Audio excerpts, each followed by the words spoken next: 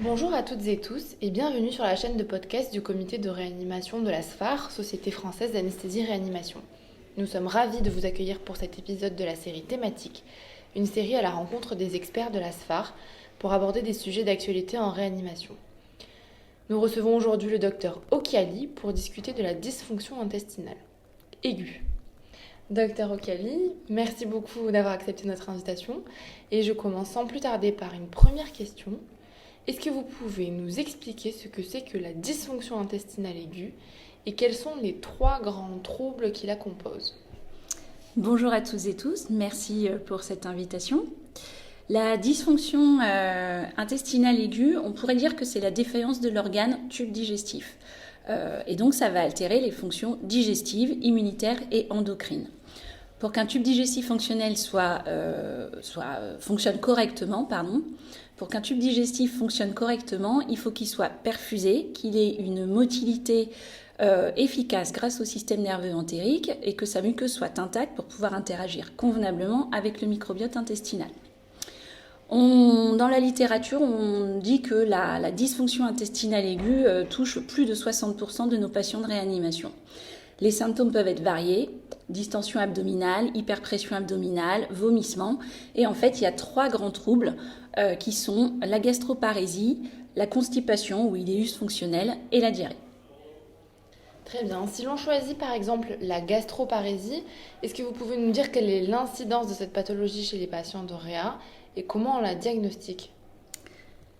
La gastroparésie, elle se définit comme le défaut de vidange gastrique en l'absence d'obstacles mécaniques. Ces 2 principaux symptômes sont en fait le reflux, qui est une évacuation sans effort du contenu gastrique dans l'œsophage ou jusque vers la bouche, et le vomissement, qui est une évacuation forcée du contenu gastrique. L'incidence, elle est de l'ordre de 40 à 60% et en fait, elle varie à cause des critères retenus pour la définir.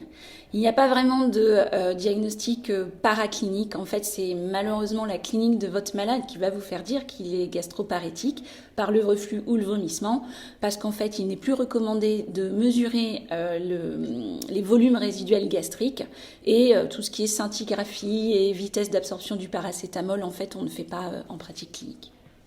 Quelles en sont les principales causes et quels du coup en découlent les principaux traitements? En physiopathologie, on dénombre 3 mécanismes principaux qui entraînent la gastroparésie. C'est d'une part l'hypotonicité du sphincter inférieur de l'œsophage, ce qui va entraîner le reflux, l'alternation de la coordination entre la contraction fondique et la contraction antrale, et l'inhibition du réflexe vasovagal qui va empêcher l'inhibition du complexe moteur migrant et donc le passage du profil interdigestif au profil postprandial de l'estomac. Tout ça est sous le contrôle neuro-hormonal avec une balance entre la stimulation parasympathique qui est plutôt activatrice de la motilité et la stimulation sympathique qui est plutôt inhibitrice de la motilité. Les contextes pathologiques, en vrai, c'est un peu tous les contextes de nos patients, état de choc, sepsis sévère, traumatisme crânien, polytraumatisme. Et nos thérapeutiques elles-mêmes peuvent favoriser l'apparition d'une gastroparésie. Je pense notamment à l'expansion volémique abondante, les catécholamines et les opiacés. En conséquence de ça, la gastroparésie va entraîner une insuffisance d'apport calorique, va favoriser la survenue d'une pneumopathie d'inhalation. On a même vu des gastroparésies tellement intenses qu'elles entraînaient des syndromes du compartiment abdominal. Et dans la littérature, on note une association avec une surmortalité.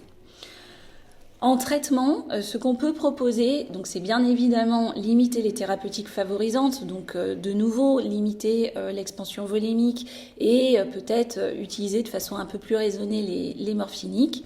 Et les 2 traitements qui sont reconnus efficaces dans la littérature sont l'érythromycine et le métoclopramide. La posologie de l'érythro, c'est de l'ordre de 3 mg kg toutes les 8 heures. Et pour le métoclopramide, c'est 3 fois 10 mg. Les 2 traitements, alors en première intention, on propose plutôt l'érythromycine parce qu'elle a été la plus étudiée et on peut l'utiliser en monothérapie ou en bithérapie. Attention, ils ont chacun des contre-indications propres et on note une certaine tachyphylaxie avec l'érythromycine. Ça veut dire qu'au bout de 3 à 5 jours d'utilisation, en fait, l'efficacité va diminuer et elle ne va plus servir à rien. Très bien, je vous remercie. Pour notamment le Primperan, pendant combien de temps est-ce qu'on peut poursuivre le traitement ?